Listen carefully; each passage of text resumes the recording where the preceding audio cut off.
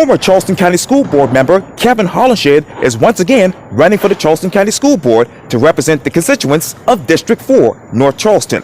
Today, I talked one-on-one with him about his campaign and the state of the education system within the Charleston County School District for this edition of Quintin's Close-Ups. And if you haven't already, subscribe to my YouTube channel and like Quintin's Close-Ups on Facebook. Kevin Hollinshead, welcome back to Quintin's Close-Ups. Oh, thank you, Quintin. It's been a couple of months, hasn't it? It has been. It has been. And speaking of those couple of months, obviously you've been busy because now you're a candidate for Charleston County School Board's District 4 seat, which covers? It covers everywhere from Wagner Terrace from the east side all the way up to Northwoods and Deer Park. Wow. Wow. What is the state of District 4 from a Charleston County School Board perspective? Well, I think we're in a good area, even though there's still a lot of room for improvement within District 4. The history of the superintendent's office has been kind of gray. You know, I was on the board at one time when Jarita was there, and she, Dr. Jarita, and she gutted the system. And as you remember, we had a record number of 7 to 9 schools that were failing, and there was a move to privatize public education. And you remember I fought the Reimagine situation, and you know, I created a lot of enemies at that particular time because I thought public school needed to remain in the hands of public. And you know, I took an L for that, which is I didn't mind.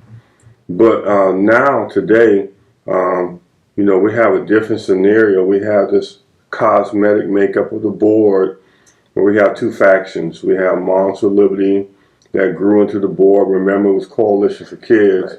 With the single member district, Moms for Liberty took over the majority of the board. Then you have a faction of, I think, 3 or 4 that oppose Moms for Liberty. Well,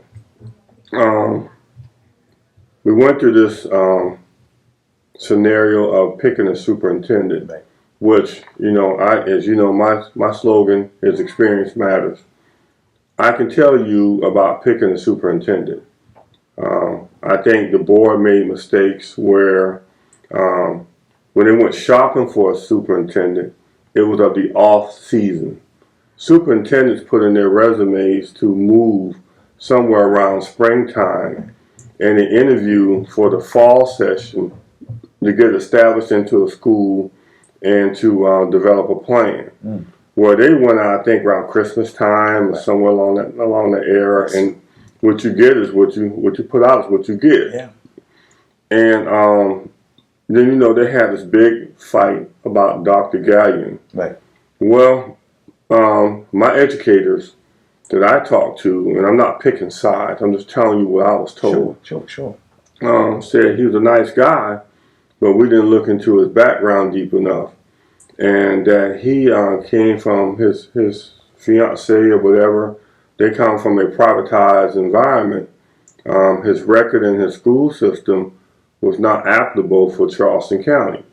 But then we got caught in the race situation where we wanted to defend him because he was an African American, but we did not look at the facts. But what happened is this. Let's just take him as a person and put it to the side. We picked up people that were applying for a job that weren't of the best caliber. Because your best calibers are with marketing services that come out during the early spring to look for jobs. We didn't have that. So then when they exited that and they wanted to go out again for a search, they couldn't because, come on, let's be realistic about this, Mr. Washington. If you knew there was a fire burning in that house over there and you know it's hot, would you want to go put it out if you know you're going to get burned too? So no one else was going to put in for the job. So we ended up with Mr. Kennedy, who I guess for board politics or whatever, they did not want him. And then we ended up with the current superintendent. Now, the current superintendent, I understood, did not take the job right off from the very beginning. I guess she had to think it over and talk over her family and see what she was addressing. But she came in with her feet on the ground, running from the very beginning. And what she did was she opened the purse strings to District 4. And we began to get funding in the schools like we never had before. Mr. Darby got more staffing within his school. His student population is around 780 or something like that, almost 800 students, and 9-to-1 ratio, teacher ratio. And his scores were going up already because Mr. Darby was sweating for about 5 years. Remember now, when I was on the board, the school was put on probation. Right. Now he's at an 80th percentile, which he's one of my mentors, and he brought his school around. So at Stall High School, it's like 1,800, 2,000 students with an 18-to-1 ratio. They have some hurdles because they have a large Hispanic population that has a tendency of leaving, and so that causes the numbers to kind of be kind of off in the scores. So I don't know if that answers your question, but that just kind of gives you a history of where we're at in District 4. I want to get back to that in just a second, but you talk about that teacher ratio. So what was the biggest difference between that teacher ratio from 3 years ago to right now? Well, when Jarita was there, she held the purse strings. I guess she was more of a conservative type of administrator that wanted, say for example, I can remember Cindy Boncoach and I were dealing with the issue of Mr. Darby needing more teaching components. But you know, that's one leadership point on the budget. Yes, sir. And Mr. Darby didn't get it, and then we had to wrestle to get him one. Where today, if he needs an extra teacher, this particular superintendent makes sure he has what he needs to implement his educational program. That's the big difference between then and now. You talk about now, so what other education programs would be ideal for District 4, for North Charleston, Stall? Well, we need more wraparound services. And I mean wraparound services, not for nonprofits to say that they're nonprofits and they just want to get funds to say they're doing something. They're holding a food drive or a uniform drive or a book bag drive. We need boots on the ground. As you know, in District 4, yes, sir, we have a truancy problem, which actually is in the hundreds. You know, countywide is in the thousands. And District 4 is in the hundreds. So I had wrote a proposal, and I submitted it to the administrative staff of what basically I thought needed to be done. And basically what happens there is you need to make sure that you hire a unit to go do home visits. Now, I didn't say truancy officer, home visits. Right. And you got to find out what's going on in the household. It could be anywhere from the mother not working to the child may have mental health issues. Whatever the problem may be, that person needs to address it and report it back to that principal within the schools. And then we kind of find what program can fit that family to help bring them around. It could also be as simple as bullying in the school. You know, I remember now when I was in school, man, it's either you had to put up or shut up, because torture back then in Old Shakora High School was tremendously rough when I was growing up. And every day was like, you know, you may have a good week and the next week you're in there fighting and running from somebody that was a bully. You know, so bullying affects the child in a number of ways too. So what are the systematic problems right now if you were to go and do a home visit? Well, I think, again, the problems are, Quintin, it can be a wide variety of things. I know Mr. Darby, one time, you know, she saw in the news, he had to go buy a beds for the family because they were sleeping on a box spring and concrete blocks. Mr. Darby, just the other day, one lady got evicted, and twice, the second time. And I looked at Mr. Darby and I said, Mr. Hollinshead got evicted twice. And he was raising money for that parent because he knew the family and he knew it was a good child. And he was coming up with some $1,800 to help the parent move and asking for donations and to make sure that the child was stable within the household. And so that brings another point I'll get to in a minute. I want to talk to you about transitional homes for students, but that's it could be a variety of things, Mr. Washington. Going back to those nonprofits, so if the Charleston County School District were to eliminate that money from the nonprofits and give it to somebody who's actually capable of actually helping these kids get on the path that they need to get, how much money would you save there? You know, I have to compliment Jarita on one thing. Okay. When she looked at our budget, remember she was a conservative. Okay. She looked at our budget and she saw the massive amount of money we were giving nonprofits, and we were not getting a return On investment. Wasn't getting a return on investments. It was in the thousands, close to $100,000, and Jarita trimmed the fat. And so today, I would say that we need to look at organizations that have a track record and that can give you a report. Once they receive our money, can give you a report and show you where they had made great impact. I only knew of one or two nonprofits when I was on the board that was doing that in education, but that's what we need to do. And then we need to expand in a different area.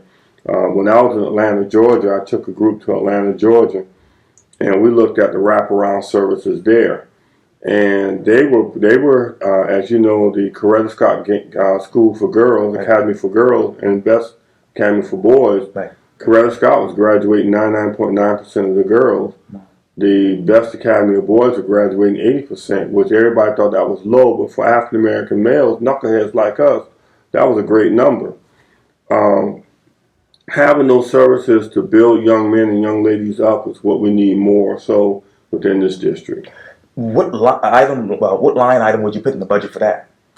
Well, I think it needs to be a line item, but I think we need to define that line item before we just put money in there. Again, look at North Charleston right now. They gave out $1.3 million to nonprofits, and over half of them cannot attest or account for what they did with the money. So we don't want to make that kind of mistake. What other mistakes when it comes to money in the Charleston County School District have they made over the past couple of years?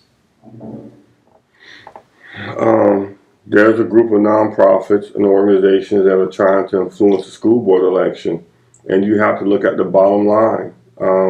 What drives them, who's behind it. They try to impact the elections of the school district and for their bottom line. Money within their organization to help them operate. Again, if you start looking at some of these groups and look at the individuals involved, you'll begin to see a pattern of connecting the dots that shows who they are and what they're about. And if the staff has done good, whether it's Jarita's staff, whether it's Mr. Kennedy's staff, whether it's Anita Higgins' staff, they have done good to ward off some of these individuals, but they try to infiltrate the board. And they try to infiltrate the election of the board. And what they do is they try to put people in the race that have no legacy within our community, no lineage within our community whatsoever. As you know, you're a Charlestonian. I can remember when I was growing up, Herbert Fielding, McKinley Washington, and those whooped my tail to put me in shape to make sure I knew what my duty was to my community. Former Senator and Lieutenant Governor Glenn McConnell and Robert Ford tapped me to be on Charleston County Park and Recreation Commission. Glenn McConnell told me I need to have that organization diversified. And so therefore, as you remember, you were a young man in high school then, but I got into the scrap then when Tim Eubanks left, and to make sure that we chart that course that we can have diversity. And so they made me sit down with Bobby Marlowe and chart out a course. And they said, what do you want, Mr. Hollinshead? Because it got kind of testy. And I told them I wanted David Bennett to be the number 2. Right. We hired Tom O'Rourke. Yeah. This is all factual, and you can check it. Right. David Bennett became the number 2. Sure. David Bennett rise to number 1. He was one of the best executive directors in PRC history. Yeah. And that was done, and he'll tell you by Kevin Hollinshead's work and taking the hits for that. Oh, man. You know, his wife, Michelle, was my principal over at Courtney Middle School. Oh. Well, David was an excellent guy. Yes, he Today he sits on the Aviation Authority. Right. We helped him get there. But David had one of the uncharted territory in Charleston County Parks, and he set records. So I'm used to taking the hits to make sure that we have diversity and to make sure that it balances out. But what I could say about David Bennett was he was a quality individual that sat into that position. He's a good guy. So where do you balance that diversity now in District 4? Well, we have to look at legacy building. Mr. Darby is coming of age, and he's only going to be in that situation. He has to train someone to carry on what he's doing there. I personally think that he needs to remain on the district, maybe as an area superintendent, and help bring all the schools up under one umbrella, and to bring them along. We have Deer Park, we have Hundley Park, Sure. We have Dunston and other schools in the area that we need in Shakur, and we need to make sure that those schools move forward. One thing I think that we need to do is, one of my 6 points of 5 points of development is early childhood. I personally think, I will share this if I make it to the board, I'll continue to share this. I think we need a division that goes into these early childhood schools, and to make sure that they're teaching to a curriculum to bring the child into Head Start programs and to move forward within the district. If we catch them early enough, we can help impact that achievement gap. Where is that achievement gap right now in District 4? It's improving, but it has room to improve more. Improve more in what areas? Math, reading, writing, and arithmetic. Now, with those particular schools you mentioned, Hundley Park, which I know very, very well, and obviously these other schools, what schools are performing well and which ones are underperforming, and where you need to get that, resources that you mentioned too? Well, they're really underperforming in the area that we're in right now. They're in Shakur Elementary, Dorchester Road, in the Wayland areas, and those schools definitely can use more resources. What resources do they need now? Well, again, they need more time in and studying. They need more wraparound services. But again, if we want to work toward the future, if we work on these early childhood programs within these neighboring daycares within the community, Yes, sir. and we help the children then, I think we have a better positive effect moving forward when they get to elementary and kindergarten. You're in the community. What public-private partnerships would you be in favor for this? Well, again, we have to evaluate that. I mean, I honestly couldn't tell you whose program is the best right now. I've seen a lot of bad programs, as you saw in the news lately. We need to search. Oh, there's one young lady, I can't think of her name. Her last name is Pryor.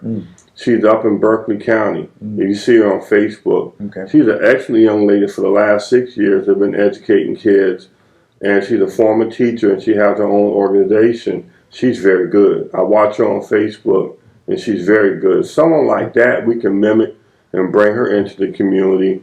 Oh, I'll tell you another thing. Yes, sir. We need to work on the organization. We have the Deltas and AKAs, the Omegas, and organizations like that. I remember when I was young in the Omegas, we had a lot of teachers within our organization. They should be able to put together their resources to come up with after-school programs and mentoring within these schools to bring these children around also. I wanted to rewind a little bit back to what you just said about early childhood programs. So how many early childhood or early education schools do we have in District 4?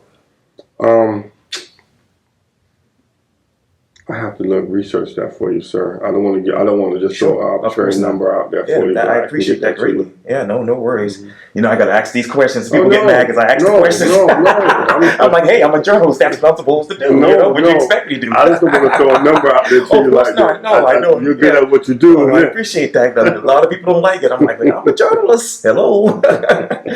Define what journalist is. Yes, sir. Well, let me ask you this then. Because this area is growing, as you know, there's a lot of people moving right down the street here, Shakur and Cherokee. How many more early educational programs or schools do we need in this area?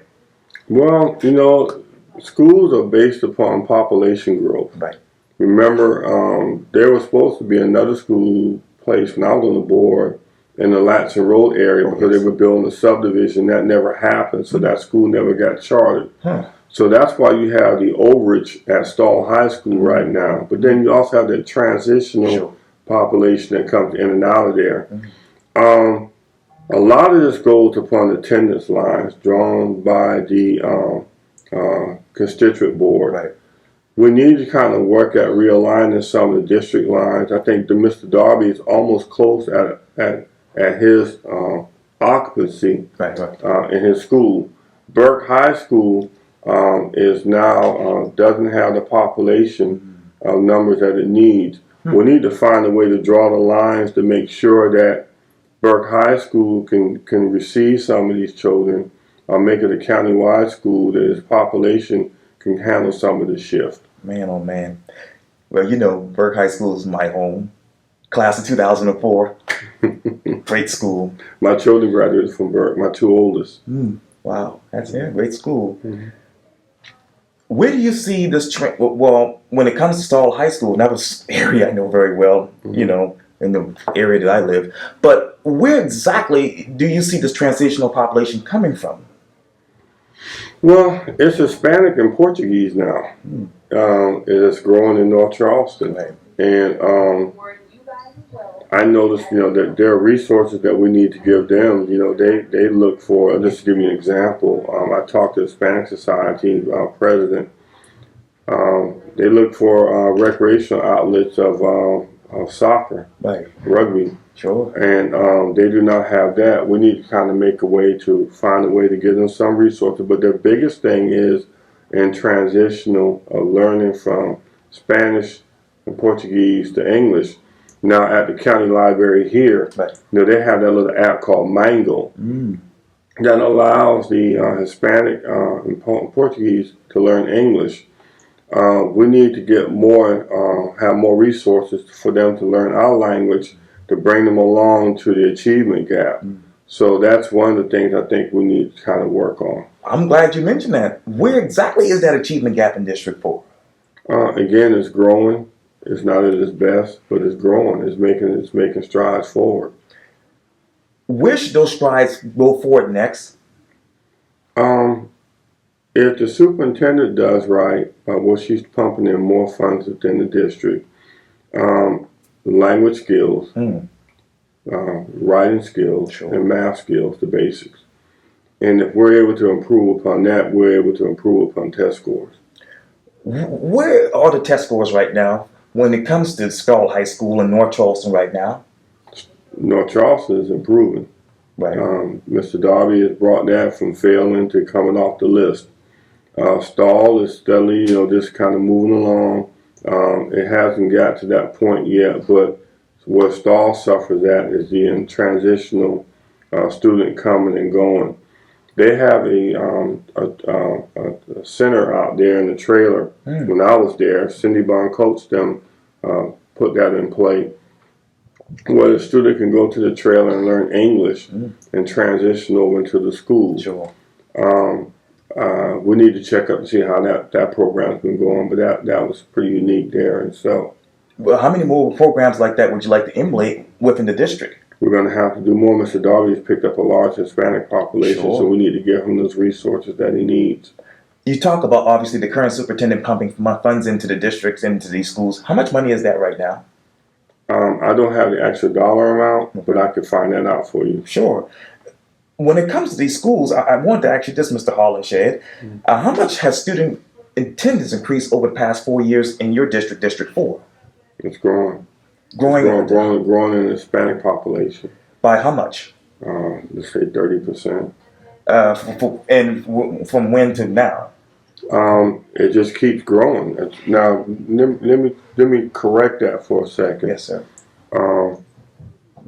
Part of that also is parents that cannot afford to live in the city of Charleston and Mount Pleasant that are not of African American descent. moving into this area. You know, in Union Heights, you notice that you have a population living there, in Ackerby. Sure. My Funny old thing, yeah, my neighborhood I grew up in, Whooper Barron, Sure. was all white when I was growing up. And it turned black. Now it's turning back white again. So parents are looking for resources within the area to educate their kids.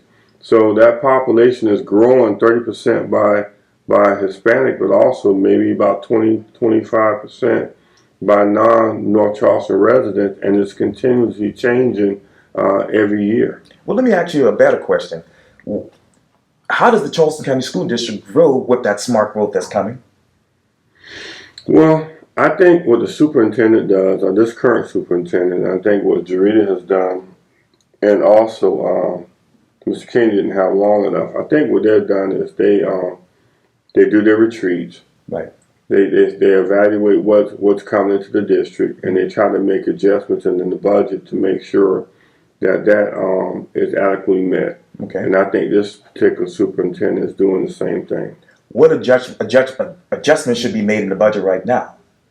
Well, again, I think more resources need to be placed into the district to help make that transitional for foreign language to American. And also, these parents that are moving from other outlying areas, remember now, they're oh gosh, don't kill me, Mr. Quintin. The school right across the street at the old Ben Tillman. They're right around the corner. Yes, sir. Oh, yeah. They're conjugating in one school, but they're not impacting in schools like Shakur, and that. So we need to make them comfortable. They need to understand that they can't conjugate in one school. We need to spread it out. Some go to Dunston, some go to Park Circle Elementary, but they're concentrating in one particular area. But all schools need to be able to accept any and everybody and get them a quality education that you're supposed to get in the public education system. If you spread those students around, how many students should go to each school? Depending upon where they live in the district. Everything is done based upon what neighborhood you live in. Yes, sir. Now, something that's going to probably impact the school district and the students down the line is obviously the Tiff. Yes, sir. Let me go to Channel 5. It says this: new changes are coming to the Charleston County School District's policy regarding tax increment financing districts, conveniently close to an upcoming vote on the district's participation in the funding of the union payer. On a 5-4 vote, and after a motion to amend the policy failed, the Board of Trustees approved a policy change that included changing the number of votes required to approve a project. A tax increment financing district is a public financial tool, as you know, that is used on future projects in which the school board can go and vote to fund or participate in it. A policy change was necessary as the policy needed to be updated to follow the state laws. But the biggest change to that, Mr. Hollinshead, was the supermajority vote, which was not required by the state law. Let me ask you this: isn't this just Isn't it just to raise Isn't it just to raise taxes? But will the school district, in your mind, and the school board actually take heed for this? Quintin, I just got a call last night. I wasn't feeling good. I took one of those shots for COVID, and I was just in bed. But I took a phone call late last night. I'm gonna tell you, I heard two versions. Now, I'm going to tell you, I'm going to back you up in just a second to when I was on the board, Sure. and I'm going to tell you what the financial advisors told us. Sure. Then you can make a determination. Your viewers can make a determination. Sure. What I'm about to tell you. I was told two versions, that it was state land, and that the state land had no tax value to it, and if it goes to the developer, it's not going to impact the taxes right off. That was what I was told by the county, county government. Sure. Got a call last night, and someone told me, Kevin, the group that I went to last night was against it, the conservative Republican group, and the reason that they're saying immediately after the person takes possession of the land, the value goes up, and that it will create taxes. Now, those are the two different versions. Yes, sir. Now, let me tell you what happened when I was on the board. Sure. I was told, and then you can go back into the meetings, you can call Eric Mack, Kate Darby, Cindy Bond Coates, I don't know if facility you can get her anymore. She's somewhere out there in Maine. Yeah, we don't hear from her. Yeah, you don't hear from her. And Joyce Green. Oh yes, love Joyce. And Michael Miller and Chris Collins. Sure. Our advisor told us that we cannot accept any more TIFs. They told us it would put the district in a financial drain if we were to accept that. That was on record now back then. Yes, sir. Now, I don't know what happened between point A and point B, because I can't comment. Right. But the thing about it is, I think somebody needs to go back and ask for those minutes of those meetings that we were on the board and ask those questions of the finance. And Mr. Candy actually was the darn financial director then. And we need to ask the question, what was said then, and then why was it said that way? So let me ask you this, because there's something just hit me right here. Mm-hmm. So they won't be able to collect taxes immediately. So how long will it take before they actually collect taxes on this union paid TIF? Well, if a TIF goes through, it'll be 20 years or better, and then it'll be millions of dollars that the district would get. But then, can the district financially handle the impact for 20 years of defraying the financial burden, the financial taxation of the land by defraying it? That is the question that the district finance person needs to explain to the board. Again, yes, sir. I can hang my hat on what I know. You can get mad at me all you want, but that is why experience matters. You can take a dog and put, what the old folks used to say in the church, you can take a pig and put a bow ribbon around it and put them in a dress, still going to wallow in mud. For some reason, everybody has a right to run for office, but these individuals who try to impact the election, try to get someone to say yes, but don't do their research. My situation comes from practical experience and being involved in government for over 30 years of my life, and actually probably 40 years because I worked in the legislative council when I was in college. You have to understand, I didn't get this overnight. I'm not the smartest, sharpest tool in the drawer, but I do my research. I try to, at least, Quintin. Isn't it interesting to you, Mr. Hollinshead, that the head of the Charleston County School District Financial Department is pushing to change a protection from a supermajority in the hopes of actually passing this TIF?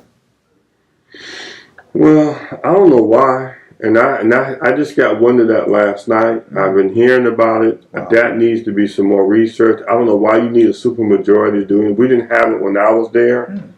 I don't know what's going on there, and we need to ask the question why. And I think anything that moves the trust of the general public from being comfortable with you and not being comfortable with you, it matters to me. Because I want the public to be able to trust us. Everybody, when you go around the corner here to the Hut restaurant, I go within my community, they look at me and they ask me questions, and I try to answer them to the best I can because they know me. If the Charleston County School District cannot accept any more TIFs, why just hand off billions of dollars to a billionaire who can actually afford this? Well, again, that's what the person told me last night on the phone. Again, if I was there, those are questions I need to ask the finance director. And then if I don't get the answers that I think that are pertinent to my community to go back and talk to my leaders, then we need to bring in experts to be able to answer those questions. I'm not going to go willy-nilly on a situation that impacts our business taxes throughout the county without making sure that I'm standing on solid ground. So when the Charleston County School District doesn't have enough money to pay their teachers and obviously provide essential services for kids in 5 years, is this going to be the reason why? Possibly. If going back, again, these are questions that need to be asked. If going back some 6 to 8 years when I was on the board and we was advised that we could not handle any more TIFs, those questions need to be asked before we can move forward. And I'm hoping the board that's there now. See, this is the problem, Mr. Washington. Yes, sir. Neither one of those board members, neither one of the 9. I think the only one that I think I did get a call from one time was Leah Watley. I'm not going to sit here and lie to you. But really, none of them have asked any questions about what transpired in the past. Somewhere along the line, board members get in there and they have the attitude, I know. and they don't know Jack Rabbit. And when I got on the board, I talked to people like Dr. Dilligard, who educated me, former educators within Charleston County School District, also former board members. I want to know why. Chris Collins may not have been the best board member, but he does have a recollection of what transpired. He does. What happened. So nobody contacted him. Even today, when I want to know something about what transpired, I call him because he has a steel mind about when and what happened, and then we go over what went on there. Is it possible for them to bring back Mr. Kennedy and have him as a witness to say, hey, this is what happened before as far as tips? They can if that's what they want to do. How would the Charleston County School Districts benefit from this eliminating safeguard? That's a question I need to do a little bit more research on, Mr. Washington. I have to. I just got wind of it. Right. You know, I've been focusing on running my campaign. I just got wind on it the other day. I don't think that just doesn't make sense. Why would you want to have a supermajority when we operated by simple rules, Robert Rules of Order when I was on the board? I just don't understand that. And I wish I had more time to talk to you, but the battery's like, get going. Kevin Hollinshead, thank you for your time again. Welcome back to Quintin's Close-Ups. Thank you, Quintin. I appreciate it.